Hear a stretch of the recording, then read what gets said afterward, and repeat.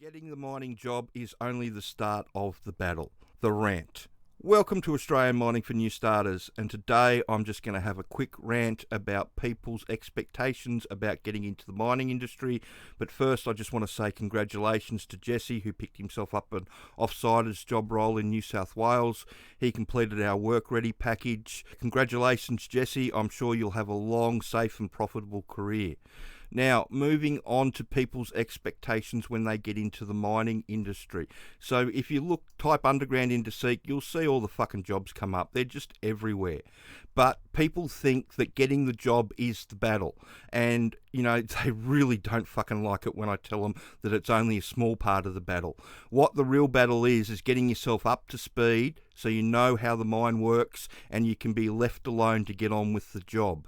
Now, unfortunately, with all these underground jobs and the off-sider jobs that are around, and there are lots of them, and it's where 80% of the new starter work is, unfortunately, they go through a lot of new starters. And like I like to tell people, when you go in green, you go in splat. And it's the people that pick themselves up off the ground that start running, that the ones that make it. And unfortunately, with hard rock underground and offsiding work, only 2 in 5 can pick themselves up off the ground and start running.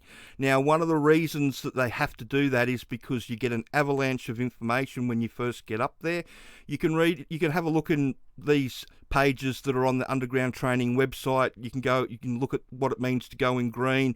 I've done some videos without the fucking swearing in it that you can go through. But the big thing is that people just get lost, and their eyes go spinning into the back of their head the first time they go underground, and they just freak the fuck out.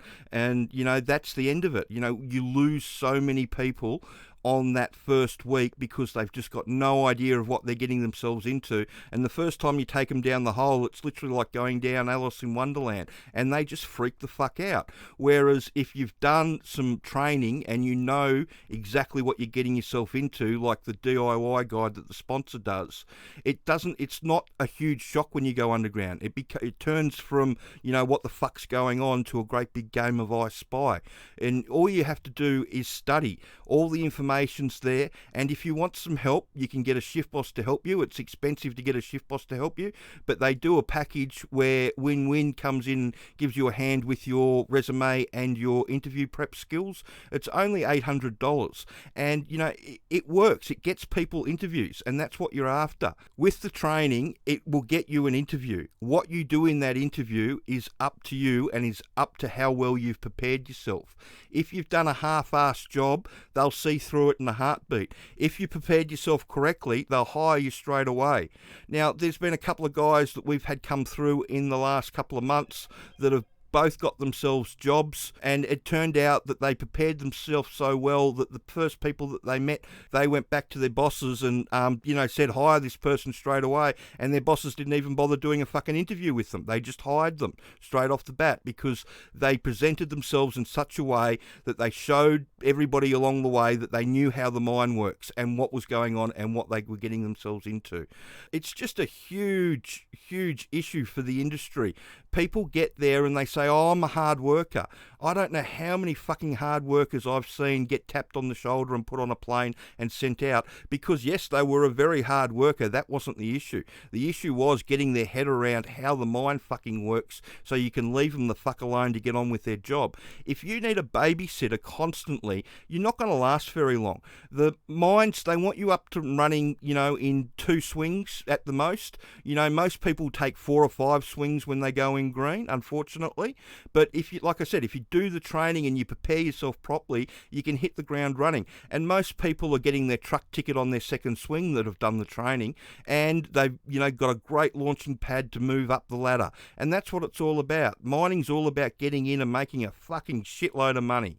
That's what it's all about. If you're not getting into it for the money, don't bother. You're not going to last. I've seen a lot of people try and get in because they thought, I just want to muck around with heavy equipment and all that sort of stuff, and they weren't really driven by the money. It was more of a lifestyle experience for them. They don't fucking last. It's too hard. The only people that fucking last are people that really want the money, because it is. It's that 12-hour day, 7 days a week, some 14 days, some 7. You're with the people all the time. You might not like them. They might not like you. You know, it is what it is. It's a struggle for a lot of people. That's why there are a lot of mental health groups around that are associated with the industry these days. But, you know, from my perspective, so many people, for the sake of $450 to, you know, clue themselves into what they're actually getting themselves into and understand what the hierarchy of the mine is, how it all works, what the protocols are for everything. It just, you know, it beggars belief that you just go and put all your eggs into one basket, that, oh yeah, I was good enough to get a mining job, therefore I'm going to make it. I mean, I joke with people at the moment that, you know, they used to say that they'd take anybody in Kalgoorlie with a heartbeat. Now they're taking people in Kalgoorlie without fucking heartbeats. It's that bad. And, you know, you just have to look at the jobs. There's an endless supply of jobs, and it's all the same jobs being repeated over and over again. The reason is because they get they might hire 5 or 10 people. You know, they'll all hit the ground splat. There might be 2 or 3 of them out of 10 that, you know, get up and start running, and those guys stay. The rest get hauled off, sent on a plane and home again. Thanks, but no thanks.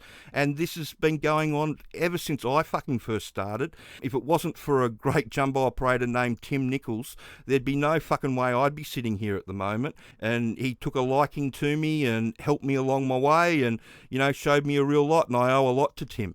But, you know, just going back to my experience with Tim, it was a fucking rough one, because, you know, Tim was Tasmanian and he was mad as fuck. He used to refer to himself as a twinhead.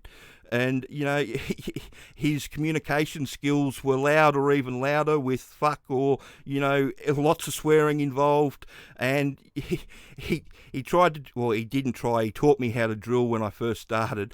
And he used to throw shit at me to indicate when things were changing on the jumbo. And he'd throw drill bits and all sorts of crap at me, and, you know, scream at me, yeah, you hear that, boy? The fucking noise is changing. That means we're going from hard ground to soft ground. You got to pull it back, otherwise you'll bog the steel.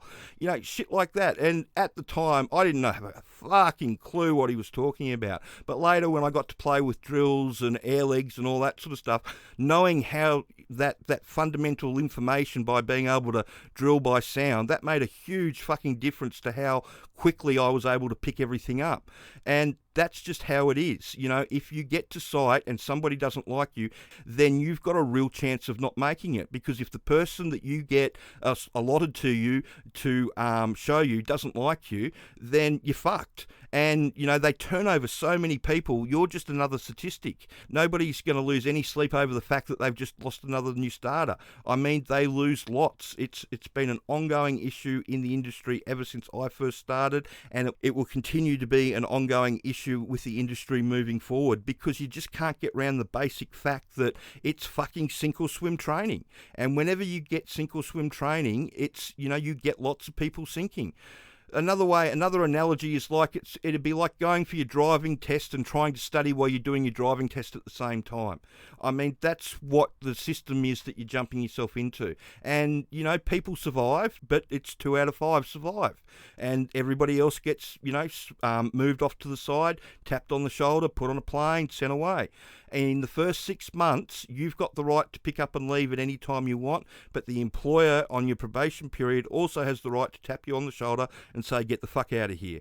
And they do. And if you're at the stage that you're in the office and they're talking to you about your performance, the decision's probably already been made. They'll give you another chance. But, you know, most times damage has already been done if you're in the office being talked to. And again, that's just the way it works.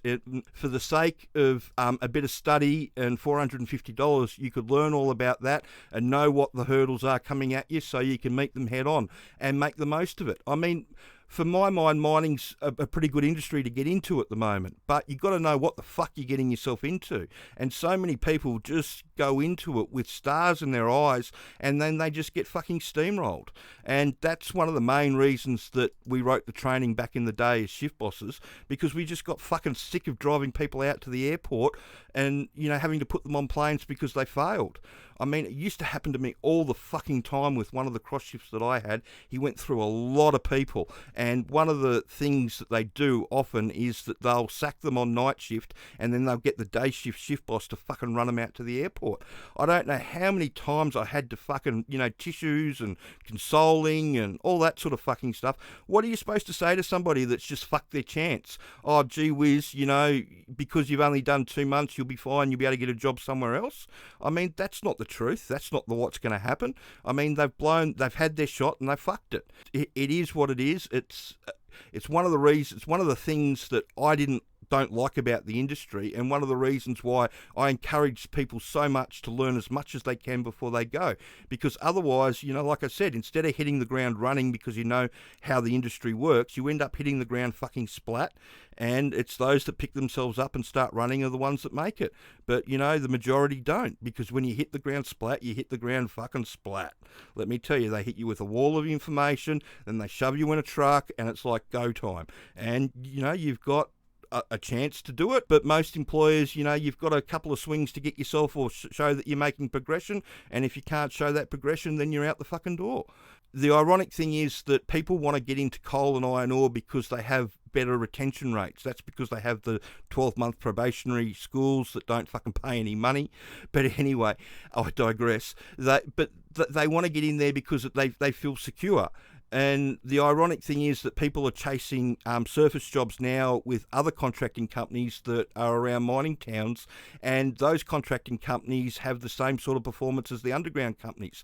They're not like the big guys. They run through a lot of fucking people. I'm not going to mention them. I'm sure people can mention them in the comments below if they want to, and that's just because of the nature of the beast. You either get it or you don't, and if you're too worried about what's going on around you and I'm trying to get your head around how it all works, to just concentrate on learning how to drive, it's really easy to see how you can fuck everything up. And, one of the best things that happens to me when I do a work ready with people is when people first come out and go, holy shit, I'm so glad I did the training. If I'd tried to go in without the training, then I would have been totally fucked. I mean, when you hear that, it's two things. It's one, the person's probably studied properly, and two, they've got the realization of the task that's ahead of them, that it's not going to be clear sailing, that it's going to be a little bit daunting at times, and you're going to have shit come at you, unfortunately. But that's mining. I mean, if you don't want to get into that, if you don't want that sort of job conditions, then give the industry a miss, because it's a time-sensitive industry where people get paid a fuckload of money to do jobs, and if you don't perform, you're fucking out. And it's as simple as that. So that's my rant about getting into the mining industry and people thinking that they've achieved everything by getting the job initially, which they don't. You've got to make it past that 6-month mark to get, to make sure that you get in properly and you can move on. Once you've made it past that 6-month mark, though, it's like the fucking mafia. You can get a job wherever you want. You can move around and do whatever you want to do. It's really fucking hard to get out of. But until you get to that 6-month mark, if you get sacked or you have to quit before that, you'll really struggle to get another job within the industry.